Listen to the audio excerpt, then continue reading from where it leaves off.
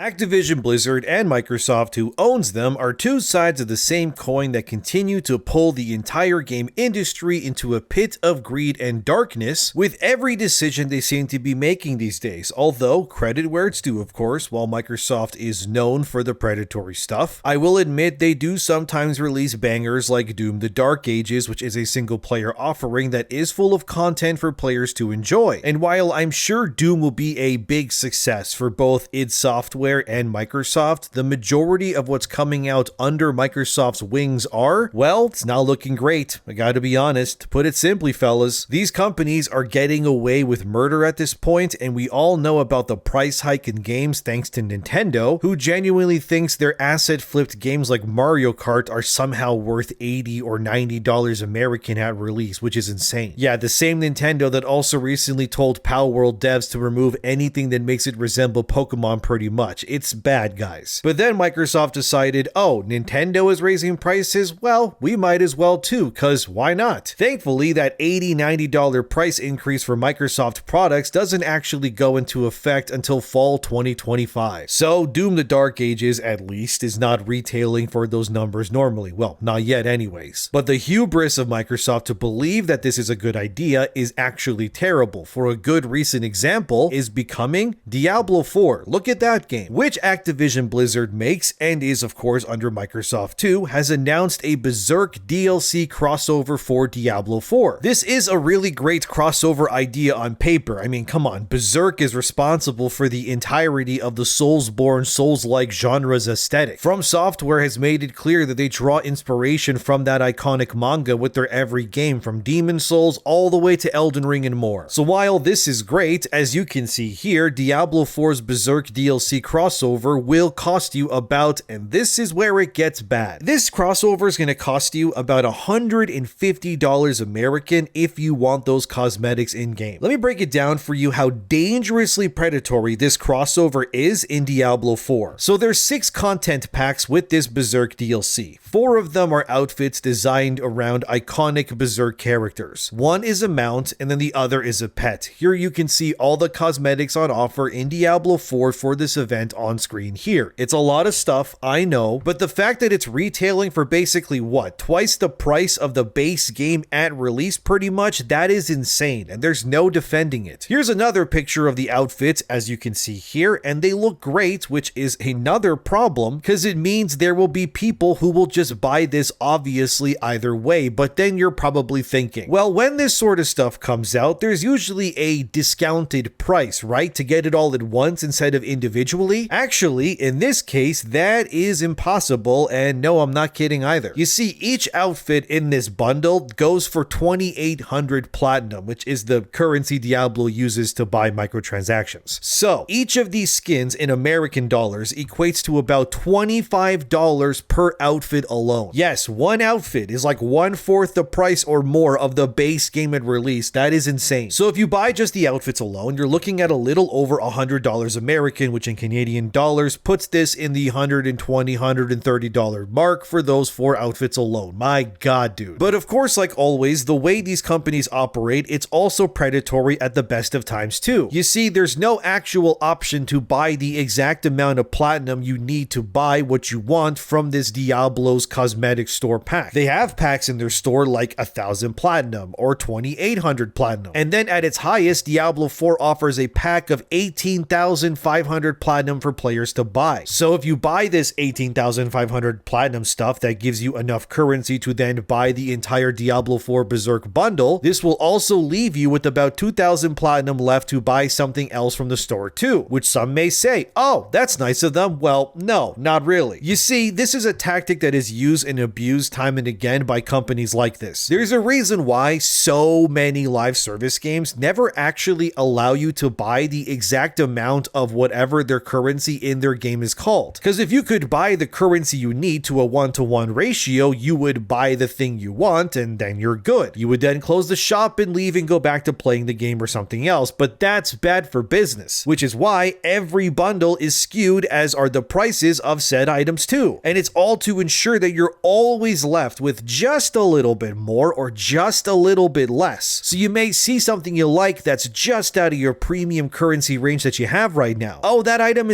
is $10. Oh, but I only have $7 or $8 in that currency. Well, what's $2 extra, right? But you really can't buy the $2 you need. No, you can only buy the $5 pack instead. So now, for you to get your $2 of makeup currency stuff, they just made $3 extra because they just swindled you and you didn't even notice because the dopamine is clouding your brain. And look, everyone's done it, I know, but that's the point. And this is how companies get you to pay these weird prices and why nothing is ever really simple and clear cut when it comes to these things. It's the same reason why when you go to the store, you'll see an item for $19.99. Why not just say $20 instead? Because your brain will see $19.99, which is technically not 20 because it's a 19, and your brain will go, well, I mean, it's below $20. It says $19.99, so I guess I'll just buy it. But then when you pay, it's always over that with taxes, and ta-da, you got bamboozled again. Yeah, it's all a bunch of mind games is what I'm trying to say, and Activision Blizzard has been getting away with this kind of thing for a really long time. But the fact they are charging effectively twice the price of the base game at launch, mind you, for these skins and bundles, is why this industry continues down this path. Because I know people will buy this. The same thing goes with the Call of Duty stuff, which is also Microsoft and Activision owned, and is yet another storefront that is just filled to the brim with bundles and weapon skins, all designed to also prey on your wallet. Fortnite, Marvel Rivals, list goes on. So many of these games all do the exact same thing. But it's always Activision Blizzard that I noticed that usually gets singled out because while other companies are greedy too, even like Electronic Arts even, but Activision Blizzard, man, let's just say it, they are probably the greediest of them all, unfortunately. Or they're at least up there in like the top 3. Here's a breakdown a user on Reddit did for the Diablo premium currency for the Berserk stuff, and the longer you look at this, the worse it keeps getting. These people are literally getting away with murder and nobody seems to care. It's not like this is a one and done sort of deal either. Back in 2024, Activision Blizzard sold a Godzilla x Kong the New Empire bundle in Call of Duty Modern Warfare 3, and I guess Warzone 2 since it's all pretty much the same thing. But anyway, except as you can see here in this article on screen, that Godzilla Kong crossover costed more than the base game it was being sold in, and I'll show you. You see, in order to get the Beast Glove in Call of Duty, you need to buy items from what's called the Titan Collection. Each bundle of this Titan Collection went for 2,400 COD points, which is about $26 Canadian a pop. But if you bought one of the Titan Collection parts, you still couldn't get the glove. No, dear viewer, you needed to up those numbers. What are you, cheapskates? Don't you people have credit cards? Stop being cheap and let me see what's in your wallet. Give me your credit card number, flip that sucker over. I need that 3-digit activation code too while you're at it. Because in Call of Duty, we're high rollers here, so if you wanted that Beast Glove to flex on other players, you would have to buy enough of the Titan Collection to then unlock the privilege of getting that glove in-game. In total, this meant you had to buy 9,600 COD points to meet the criteria threshold to then obtain your Beast Glove. In Canadian dollars, this means that you would need to spend $105.96 in microtransactions in a fully priced video game, by the way, which was Modern Warfare 3 at this time, to then gain access to this stupid glove to then use in-game as your melee weapon. That is insane. Meaning, if you see someone with this Beast Glove in-game, they spend more money buying bundles in the online store than what they paid for the entire game it released and all that. How is that okay? This is insane. But again, despite the backlash, people just kind of went, oh well, and Activision Blizzard yet again got away with it like they always do. But when you look at the raw stats, it's eye-watering how lucrative and prevalent these tactics are becoming. To prove it, here's this article from Insider Gaming where it said that 58% of all revenue on PC alone came from microtransactions and not actual game sales or anything like that. Over half of the money made came from stuff like this Berserk bundle or the Godzilla Kong glove thing. You gotta be kidding me. And if you want a raw number to go with that 58%, it's $24.4 billion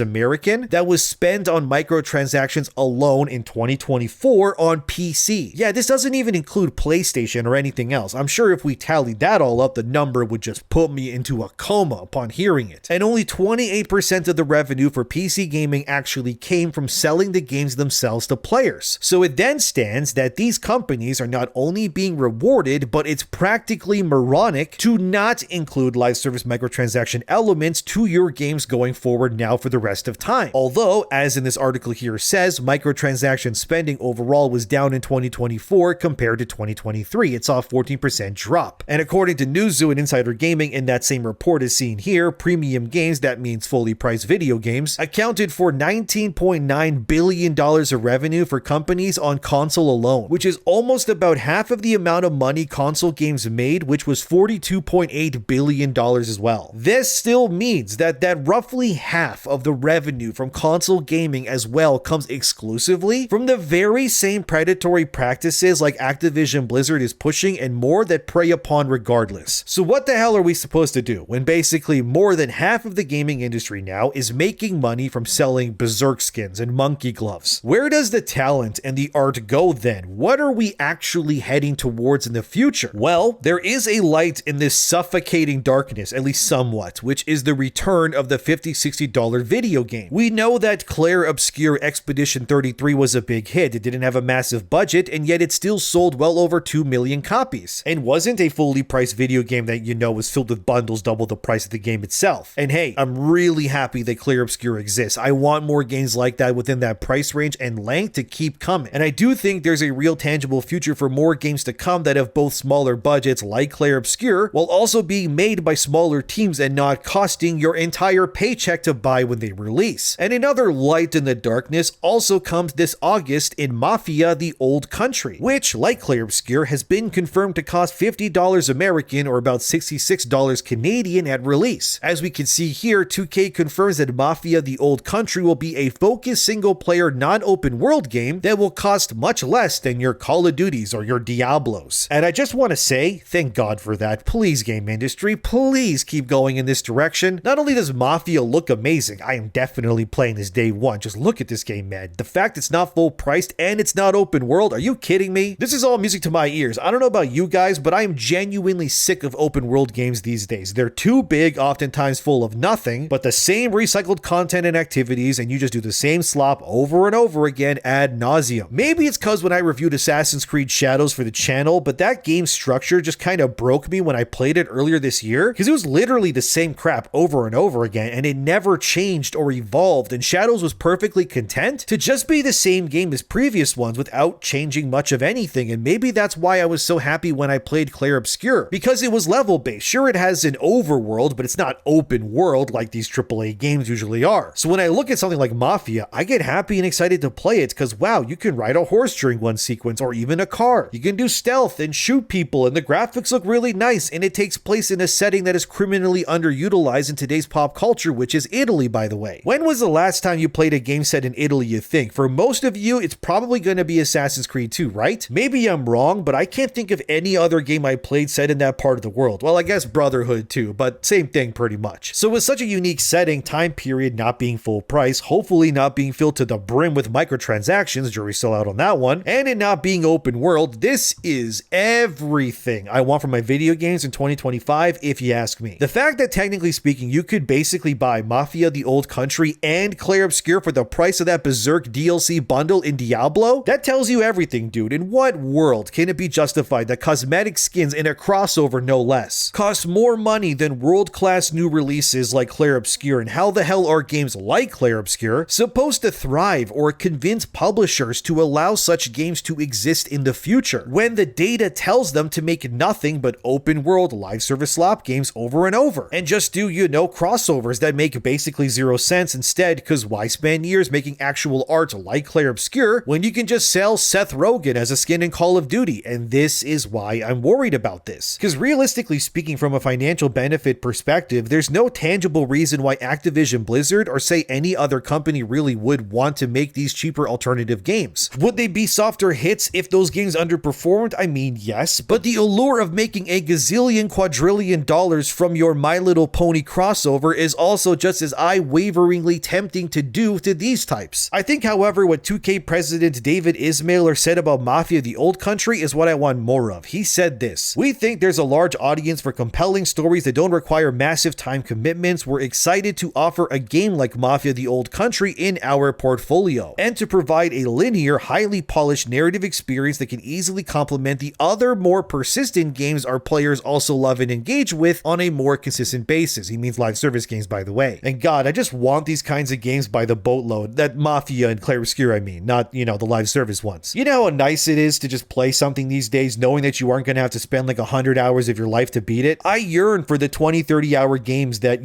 don't cost me $90 or whatever at release. This is why I hope people support support Mafia because we need more games like this and Clair Obscur. Just great content that doesn't require you to sign in every day for daily challenges or live in their world nonsense. Just hit play it, beat it, that was great, enjoy it, and turn it off. That's what gaming used to be. Not whatever the hell is happening now with these prices and then some. Even Shuhei Yoshida, who worked at PlayStation for like 38 years, is concerned about these very things. This is from Games Radar and it's titled, "Former PlayStation boss blames AAA production costs for $80 games, says titles with tighter teams like Clair Obscur could be the way forward." As Shuhei Yoshida put it here, for the reasoning why everything is so damn expensive, inflation is real and significant. But people expect games that are ever more ambitious and therefore expensive to develop. It's an impossible equation. Pretty much something needed to give. It was either games needed to be less ambitious or large, or they stay the same or get bigger but cost even more. Shuhei then continues further by saying this: "Everything in video games today is more advanced and more technologically demanding than ever before, and therefore requires more resources. In the end, the heart of the matter lies in production costs, and that's why industry actors are so keen to diversify their revenues in order to continue producing the AAA games that the public buys before anything else." Grand Theft Auto 6 is then also brought up into the debates because after that new trailer, which you're seeing on screen now, released, and people just saw how Rockstar had people with realistic hair and even bubbles in beer bottles and animated to like painstakingly realistic degrees, dude. I mean, if there was any game that was probably worth $90 or hell even $100 plus at release, it's probably Grand Theft Auto 6. But the reality is that most companies besides Rockstar are not operating at their level, nor do they have the budget or time to take the care needed to create an experience that is just so ridiculously detailed like that is. And the truth is that most studios are one bad game release from pretty much dying, the same way that, if you didn't know, about 50% of all new restaurants that opened usually close within a year or two. And the reasoning is simple, because competition is cutthroat and you either sink or you swim pretty much. And when it comes to video games, how can the industry be convinced to make more shorter focus experiences that only have a single price tag attached to them, when Call of Duty and Diablo, to name just a few, are selling cosmetics worth more than entire new games? Shuhei Yoshida also spoke on Clair Obscur and all of that. Here's what he said: "GTA 6 will obviously be a case in point, but if you take the example of Clair Obscur Expedition 33, the game is just as phenomenal visually, despite the fact that the team only has around 30 people. This is one of the ways forward, I think, because you can make excellent games with tighter teams and budgets without compromising quality." And I agree. I frankly think there's two big monsters in the room, if you will, that are destroying video games pretty much. One of them, yeah, that's the ideological, agenda-driven people stuff, the ones who ruin your games for political reasons and all that other nonsense. And then the other, just as destructive monster, is the greedy executive types that truly couldn't care less about the player experience, even if you tried explaining it to them. And those greedy exec types, they don't really care about winning Game of the Year or anything like that. Basically, they don't care about the art in it, if you will. Because to them, the only real benefit of winning something like Game of the Year would be to just slap that label on the cover of the game to sell more copies, so they can keep buying expensive watches and eating all the caviar they want. And none of this integrity and love for the medium matters if it doesn't equate to more zeros in the balance sheet for them. But I am glad that consumer spending, as I showed earlier, did drop about 14% since last year, and I mean good. And I mean consumer spending as in microtransactions, not buying video games or anything like that, because the less people that buy that sort of slop, the less it will happen, hopefully, in theory. I know this will never be fully eradicated, because the truth is that these live service games like Call of Duty, Diablo, and more, they all have servers to maintain to keep their games running, and you need revenue to keep those servers running by employing people. I get it. So while sure they can try to justify these insane prices as to why they're needed to keep their games running, which in Call of Duty's case, the game like runs like ass anyway, so where's that money going? That's a good question, but anyways, we're still reaching a point of no return here where the industry has got to hit some button, any button, panic, reset, even the nuke button. Just things need to change going forward. Otherwise, the gaming industry will just keep going down this very destructive path. Think about it, man. How many true single-player first-party games have come from Sony in the PS5 era alone? Let me count them for you. You got Astro Bot, Death Stranding 2, which is not out yet, Demon's Souls remake, Ghost of Yotei, that also hasn't come out yet, but that's later this year, God of War Ragnarok, Spider-Man 2, Horizon Forbidden West, and Ratchet & Clank Rift Apart, and oh yeah, Returnal too. That's 7 single-player video games. Well, I guess 5 technically, because 2 of them aren't out yet, but anyway, still. But that still shows you that instead Sony has also greenlit over a dozen of these live service games and canceled about 8 or 9 of them that we know of that are live service. Off the top of my head, they canceled a God of War live service game, a sci-fi based one. There was a Twisted Metal one too. Last of Us Online got canceled. There was one that got leaked called Spider-Man the Great Web. That's canceled. The Deviation game that lost like 80% of its staff, that's gone too. Operation Payback, which was supposed to be Destiny 3, that got canceled. Then there was a fantasy live service game that also got shut down, and a few more. I just forgot which ones off the top of my head. But the point is they've canceled more first-party games than they've released in recent years, and that's terrible considering that this just means that the PS5 generation has been far more barren compared to previous generations. Oh yeah, they also canceled a, a Horizon live service game. That's what it was too. I forgot about that one, that it even existed. But anyway, if you can't tell, I'm sick of the slop, and most of you probably are too. But since Black Ops 6 sold the most copies of all COD games and pushed the series past 500 million copies sold, as you are seeing on screen here, the likelihood that Activision Blizzard of all people will not be stopping their crusade until everything they make is a live service game, no matter the cost. But the way that the industry is going, we have some bright spots. I just hope by making videos like these that I can show people those sorts of games and people will support them so that we can have actual good, artistic games still being made in the future. Obviously support what you love. I understand that some live service games people still enjoy. I get it. I'm not calling it evil or bad if you enjoy Call of Duty or Rivals or even Diablo. But I think there comes a point where the predatory behavior of how expensive things are getting needs to be called out, and it does need to change. Or maybe none of this matters and Diablo one day will inevitably have a Dark Souls crossover that'll probably cost more to buy than the entire trilogy of games plus their DLCs and then some. And that may sound like parody to you, but let's be honest, that's possible. That's not even close to being outside of the realm of possibility at this point, is it? But anyway, what do you think? Let me know. Thank you for watching. Subscribe. Have a wonderful day. Enjoy some dope video games, and I'll see you guys in the next one.